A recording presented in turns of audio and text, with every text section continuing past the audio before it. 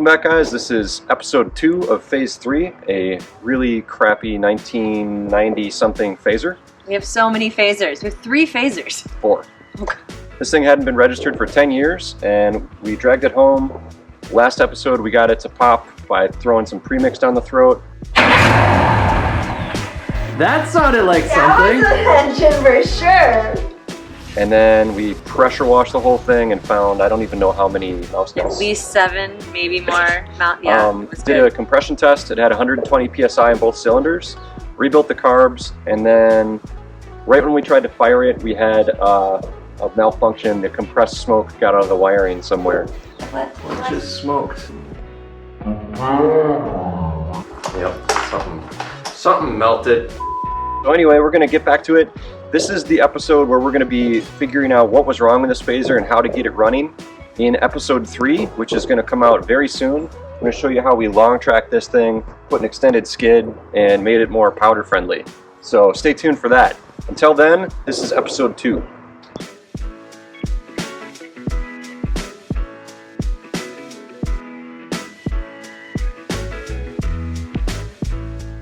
Okay, Sarah, wiring's fixed. Ready?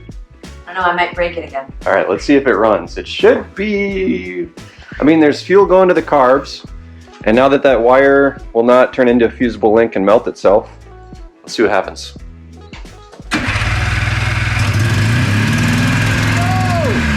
at that! Yay! Redemption! Look at that! It's alive! Sounds like it's running on one cylinder. Yep.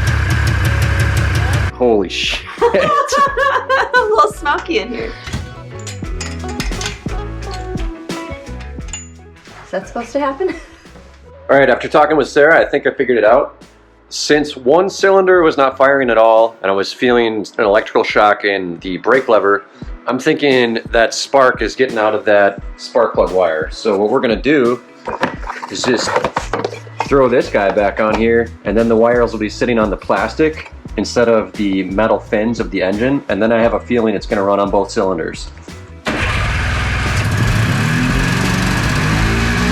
All right, that actually sounded pretty good. I am noticing a bunch of fuel still falling out the bottom of these carbs, but the good news is I don't think it's the fuel bowl. I think it's the fuel line. So I'm gonna try to put different clamps on here and see if that solves the problem. All right, so I took off those spring clamps and I installed these one-time use crimp clamps. I think they're called Odener or something like that. Anyway, I got these on Amazon. I'll put a link below. I love these things, and you gotta use pliers or a set of side cutters to cinch them on there. They're one-time use, so you have to cut them off if you do it again, but what I really like about them is it gets a nice 360-degree seal at like a really tight pressure. Anyway, check those out. They're great. Link down below. All right, let's see if they leak. I'm gonna guess no.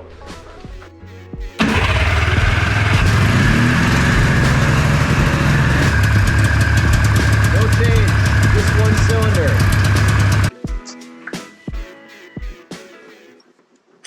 All right, so I think my coil's bad. Instead of ordering one, I'm just gonna steal one. It's a good thing I have so many phasers, boys.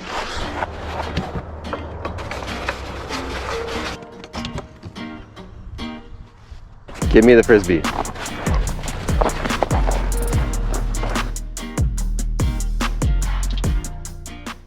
All right, so I know that coil was good because it was on the other sled and it worked great. Situations like this is why it's a really good idea to have a lot of sleds of like the same kind, just so you can like mix and match parts. It's not hoarding if it's actually useful, and you can keep most of them going, I think.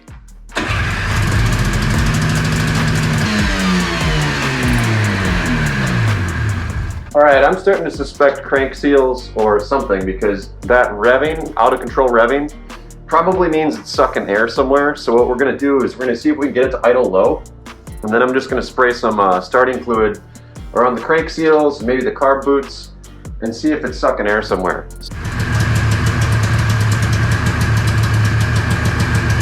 I didn't see it go up anywhere. I'm not sure. I mean, maybe the mixture is that far off. I don't get it. All right, so I just pulled the plug. It looks oily, and you can see that there's some smoke coming out of this cylinder, so I'm assuming it's getting fuel. This coil is off of a perfectly good running phaser, This cylinder with 2 different coils is not working. So I'm gonna try to test for spark just by holding the spark plug against this nut and cranking it over. If we see blue spark, that means it's getting spark, and it seems like it's getting fuel, so I don't know what else the problem could be, considering this was 120 PSI.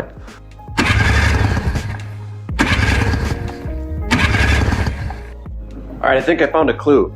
This fuel line to this carb is dry from here up. The other one always has fuel. This one gets fuel sometimes, and sometimes it doesn't go.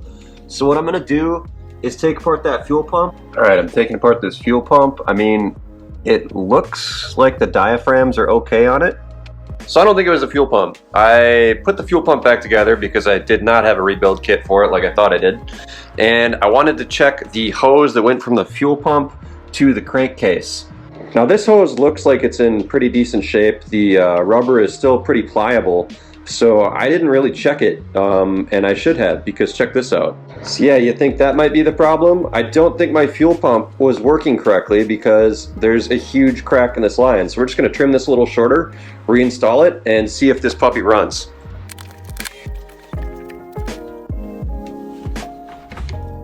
So I'm cranking it over, but I'm still not seeing the fuel move. It's like nothing is coming out of the tank. I think I'm just gonna run it and see if that starts pulling the fuel out of the tank. Otherwise, I think we're gonna have to look into the fuel pickup.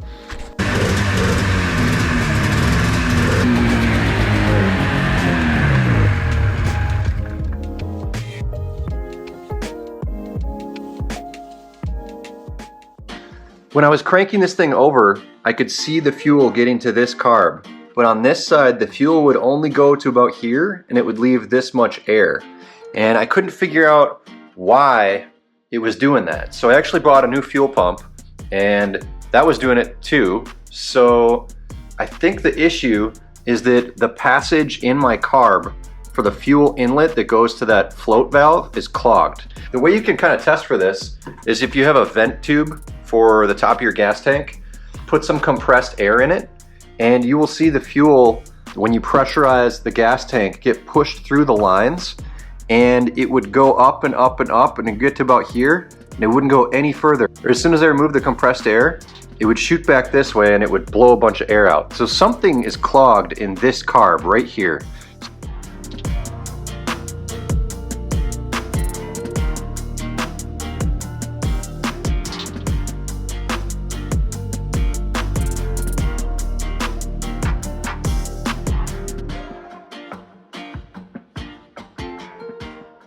Alright, this is it. I have figured out how to get fuel to both carbs. So, learned something today. Always make sure the carbs are breathing because one of them was clogged and the fuel was not getting to it. So it wasn't the fuel pump, it wasn't the ignition, it was one of the carbs that some idiot rebuilt.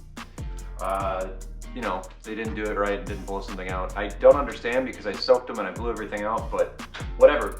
Let's see if it runs on 2 cylinders.